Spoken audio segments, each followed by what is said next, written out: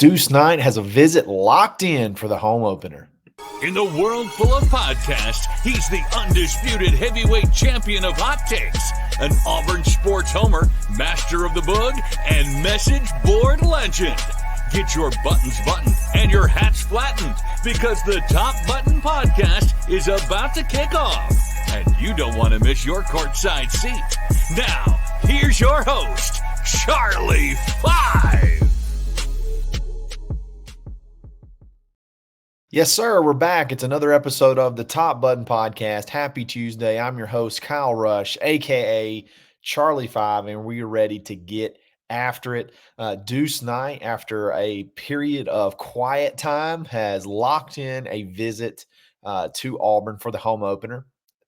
Very interesting timing. If you've been listening to this show at all, knowing that I've mentioned that the end of August was a time to kind of mark on your calendar. And then we're going to walk through the freshman commits, go through the fall camps for each one, very short and sweet, and talk about who's possibly up for a red shirt and sort of just kind of walk through, have a red shirt report, a freshman red shirt report. This is nothing official, just based off of what I've seen from camp and where they may be falling on the depth chart. But before we get started, we got to give a shout out to our boy Ford Stokes with retirement results presented by Active Wealth. I was having a conversation last weekend with some folks out by the pool. They said they listened to the show, asked about Ford, and said, man, I wish we would have known about Ford before we got hooked up with our guy. He's a big Alabama guy. And I said, how do you know your money isn't going to Alabama's NIL fund? And their eyes lit up and said, you know what? You may be right. We need to give Ford a shout. You can guarantee your money doesn't go to Alabama's NIL if you reach out to Ford. Go to retirementresults.com/plan. Get you that custom portfolio analysis. Let Ford walk through everything with you. Make sure you're on the right path. You'll make a good friend at the same time. Tell him War Eagle. Tell him I sent you. Believe it or oddly enough, there was a ton of Deuce Knight news yesterday. It's been quiet for quite a while. And if you listen to this show, if you're a member at thebarnauburn.com, that's not something that you were necessarily concerned about. Something that was expected, but it has been a little bit quiet. And then all of a sudden yesterday we got sort of a flood of Deuce Knight news. Starting right off is he took I don't know if it happened actually yesterday or the day before, but he took a lot of the Notre Dame stuff out of the headlines of his profiles on social media, which I think is a big deal. If you're on the Barn, this is not exclusive to the Barn. It was also elsewhere. But there was some before and after photos, especially of his Instagram, where, it had Notre Dame tagged in his bio, and then now it's obviously removed. So that was one, obviously got people stirred up. Oh, is it about to happen? Oh, is something about to happen? But definitely anytime he does something, it moves the needle right now, especially for Auburn folks. It's clear that there's some Auburn folks that have their eyes on him. Another thing that kind of showed its face yesterday is that I'm not exactly sure which commit it was, but there was a current big commitment that was having an Instagram live ceremony. And I think Deuce Knight jumped in the chat and tagged Hayes Fawcett and said, let's work. And if you pay attention to college football recruiting at all, you know that Hayes Fawcett is the big graphics guy that they go to for On3 to do their commitment announcements. So you would assume let's work means, hey, Hayes Fawcett, let's work.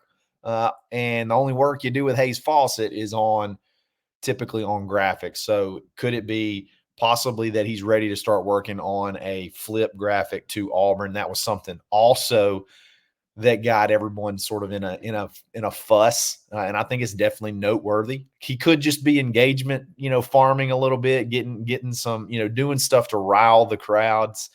But I do think, obviously, it's closing in on the end of the month, and I think we're getting ready to see, hopefully, that big flip to the Auburn Tigers and joining this class. And then the last thing, dadgummit, Tom Loy strikes again. Tom Loy, I don't know where this guy came from, but Tom Loy is the greatest Auburn insider that's ever lived, and he puts out that Deuce has locked in a visit to Auburn for the home opener, which is big. August 31st is the kickoff. August 31st is the kickoff. The first game of the season. That's the end of August, which is what I've been saying all along. Watch for the end of August.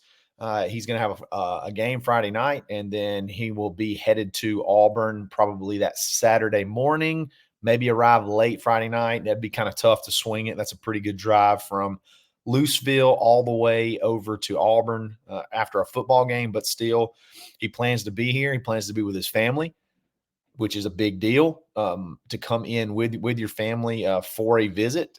And I think there's a key member of the family that plans to be there too, and that's his sister. I think he's really close with. I think he really wants to impress her with Auburn as well. So a lot of stars are starting to align. And again, if you've been paying attention at all, I've tried my best to tell you not to panic. I've tried my best to tell you not to worry about it. Things are moving in the right direction. And this would seem to be just more evidence of that. I think he wants to come in and see how things go on game day, see how things go, the whole process of game day. And I don't think there's a lot of other recruits scheduled to necessarily be here. So it could be a big time for one-on-one, go ahead and seal the deal. It's not a super high pressure game, so it's not like it's going to take a lot away, attention away from Hugh or from some of the offensive guys. I think they'll still be able to talk with him, sit with him, love on him, have some time with him. And I would not be shocked if I wouldn't be shocked if two things, I guess maybe three things happen. Number one, he's committed before he actually gets here. So that wouldn't shock me. That wouldn't shock me if he may commit on that Thursday or Friday. And then when he gets here, it's more of a celebration of his flip. And we'll see if that were to happen. Would not surprise me if he flips actually on game day, and that would catch a lot of headlines. I think that the broadcast is actually on one of those, either ESPN or ESPN Plus or SEC Network Plus, something like that. So it would definitely garner some headlines during the game. It would definitely get a lot of talk during the game if you were to commit before the game, and then some of the analysts catch wind of it, which I'm sure they will, and they talk about it in game. It's good exposure. And it wouldn't shock me if, like most visits go, he gets home and makes the decision on Sunday or that Monday. That seems to be a big thing. Don't blow it on the actual visit date. Wait till you get home, have your own little announcement and everything like that. So wouldn't shock me if any one of those three things happened. Regardless, it seems like Auburn's moving in the right direction. And barring just some complete disaster, barring some complete meltdown, it does seem like Auburn's moving in the direction to add Deuce Knight to the class. And with the addition of Deuce Knight, just Deuce Knight, I think if you add just Deuce Knight, you'll have the highest rated class almost across the board. You may still need one more from one of the sites, but almost unanimously, the highest rated class, not from a rankings perspective, like where they finish on the rankings, but highest point total almost across the board from an Auburn class ever, which is what I kind of hinted at towards the middle of August, that I think, after the end of August, Auburn would have its highest ranked class ever as far as point totals go. Okay. And I think this class is on track to finish as high as any class ever at Auburn as well. So a lot of good momentum, a lot of good stuff coming out about Deuce Knight. If you got any questions, put it in the comments. But I think things are moving well there. Things are moving in the right direction with Deuce Knight. Speaking of other hulking super teens, let's talk about this 2024 class that's finally, about to start their first full season as Auburn Tigers. A lot of them have got a lot of good publicity.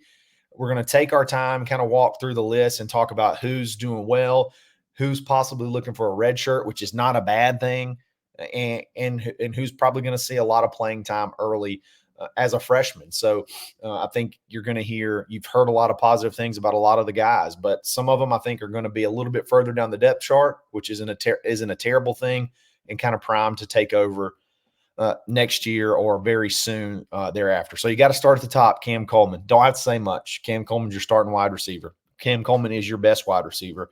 Cam Coleman is your number one wide receiver, going to be your number one big play guy pretty much from game one. Would not shock me if the first play of the year is to go deep to Cam Coleman. I mean, he's that good.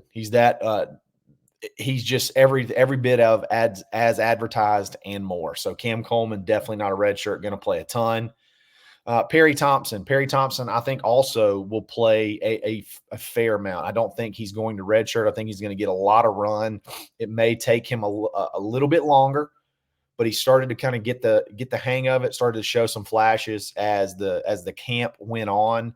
Because remember, he came in June. He did not come in December, so he's a little bit behind the 8 ball. But the times that he did get in, he was able to shine, and I think he's going to play. He's going to definitely get in the first game, probably have at least, maybe a catch, and then, sort of work his way into becoming, getting more and more snaps as time goes on.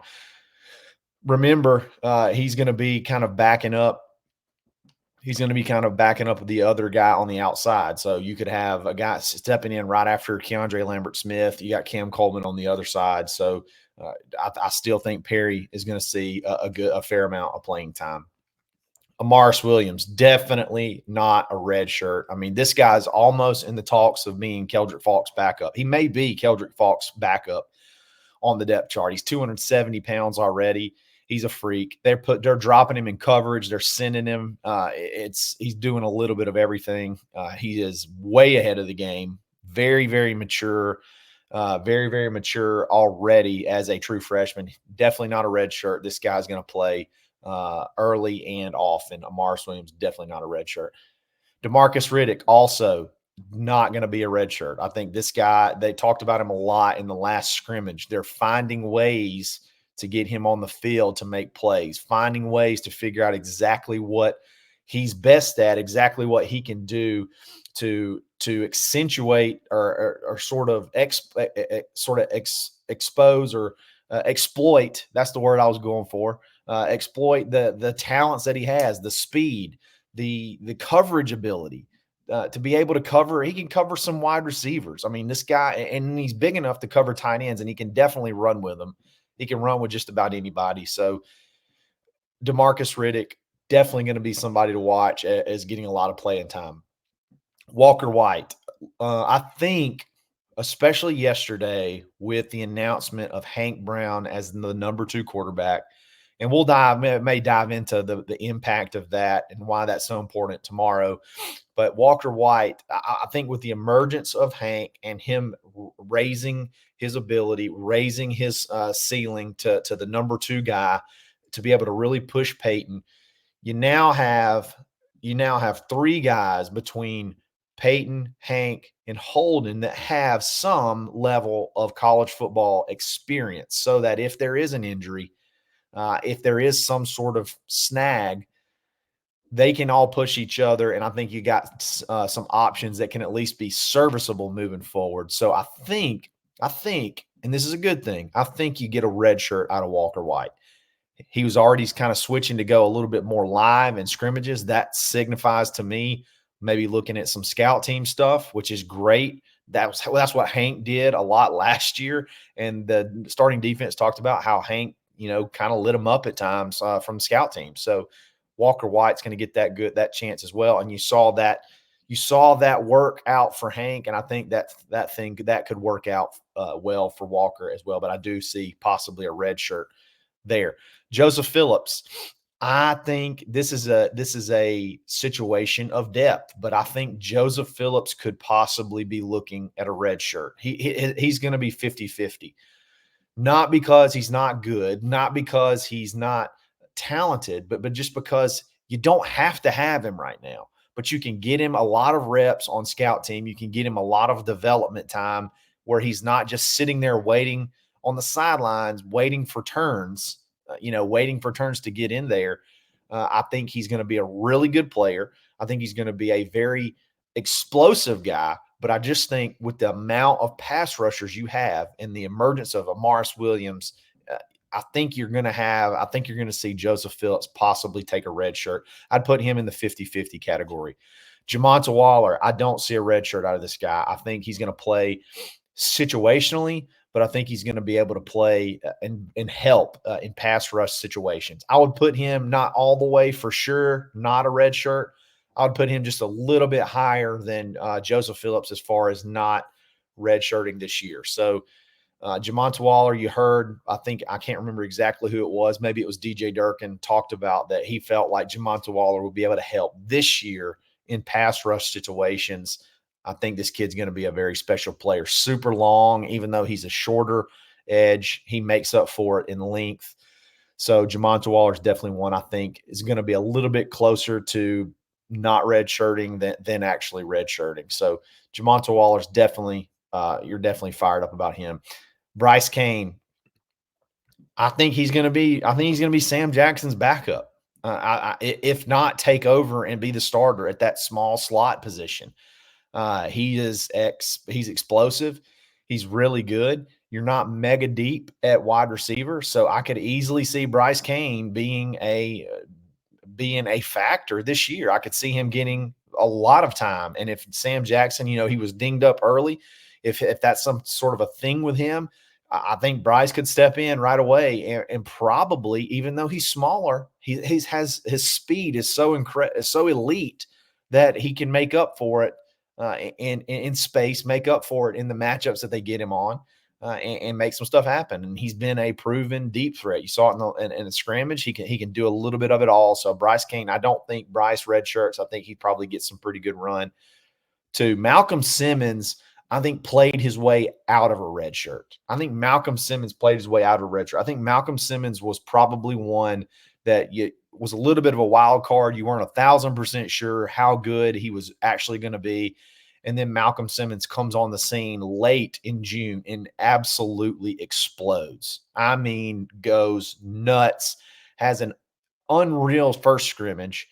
He's been just that guy on the field all over the place. They're moving him everywhere to try to get him the ball, whether it's out of the backfield, in motion, down the field, slip screens, whatever, short, deep, mid-range, whatever. They just want to get this kid the ball.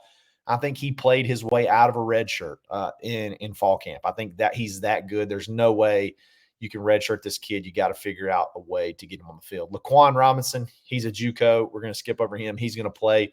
He's already getting run at linebacker and at safety. He could be one of those hybrid guys. So I don't think, obviously, he's not going to redshirt because he's a JUCO guy.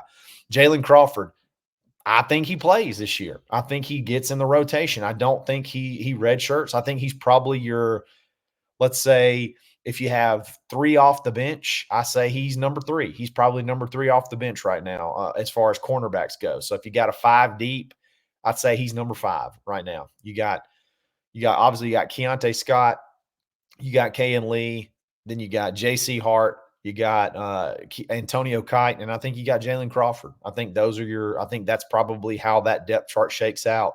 He's had a really good fall camp, looks really good. He's physically ready, physically mature at that age already. I think he plays. I think he plays a lot this year.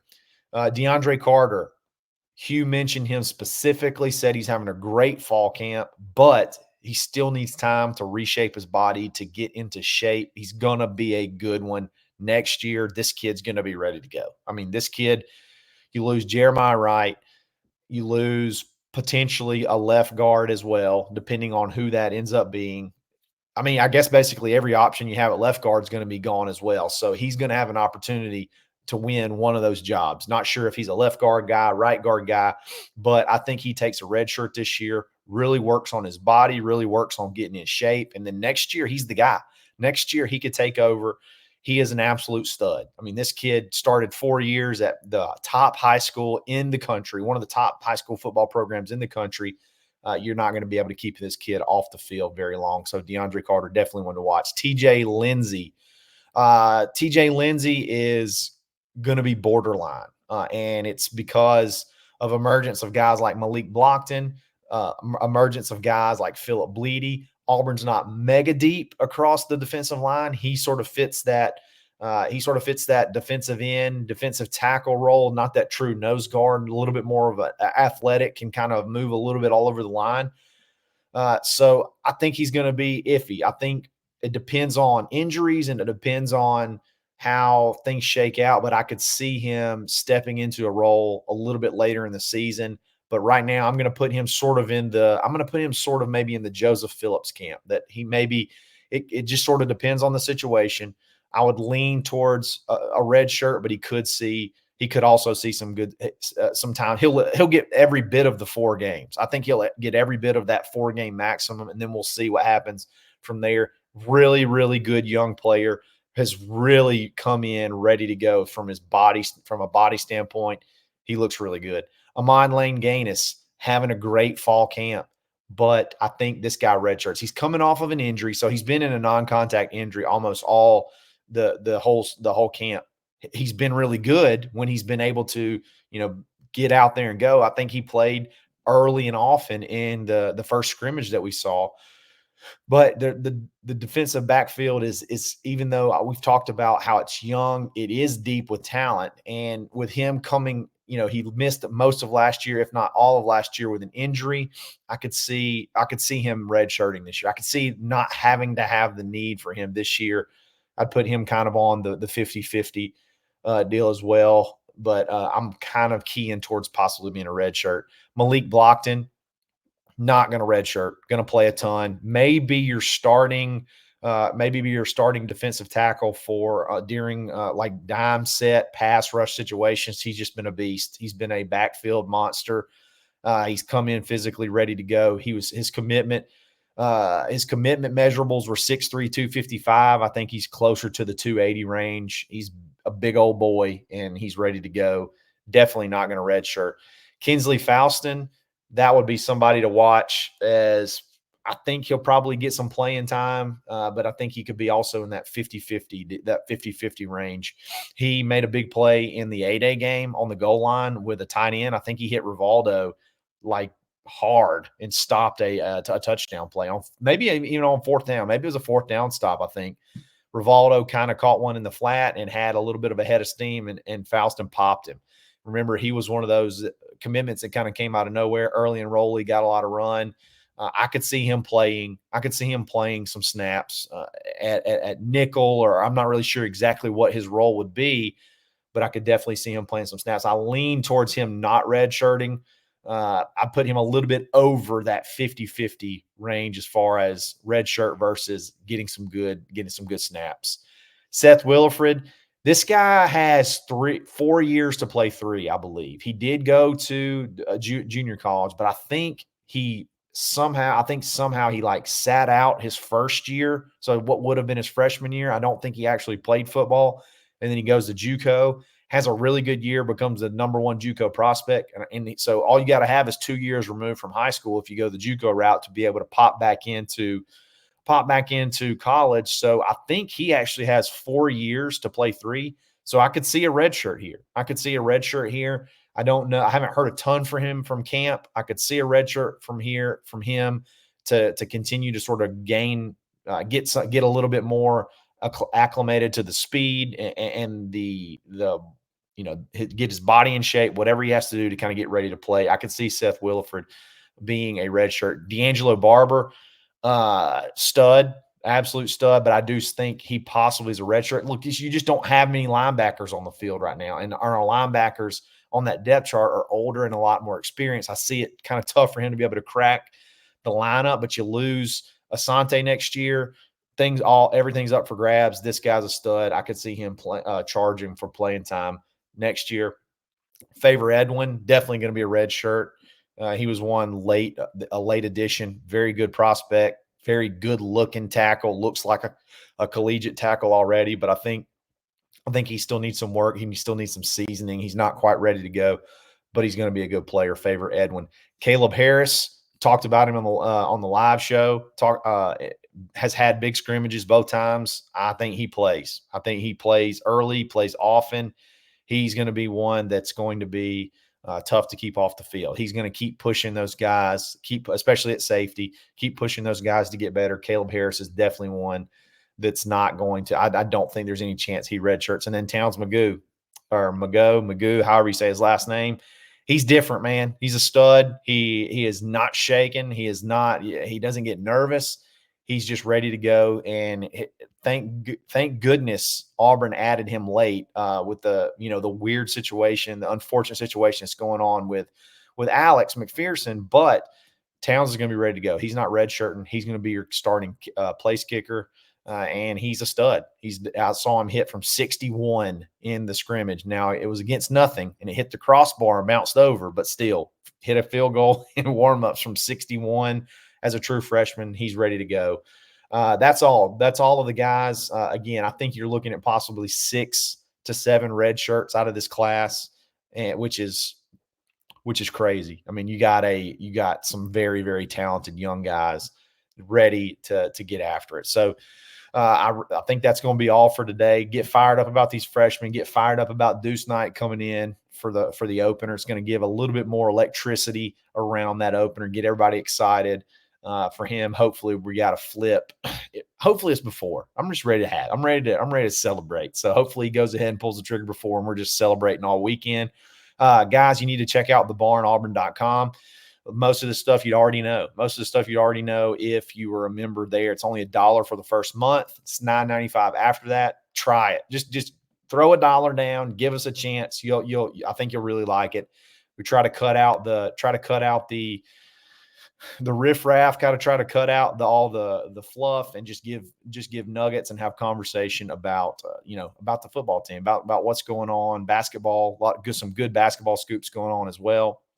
Great baseball content if you love baseball. It's just all around good time. That the barnauburn.com. If you like this video, like it. If you like this channel, subscribe to it. Hit that alarm bell. You never know when we're going to go live. Follow me on Twitter at @the_Charlie_5, and you know where to find us every single day. We're going to be getting after it every single day from henceforth. So jump on in and let's have some fun. It's another episode of the Top Button Podcast. Stay button. Thanks for listening, and drive home safely.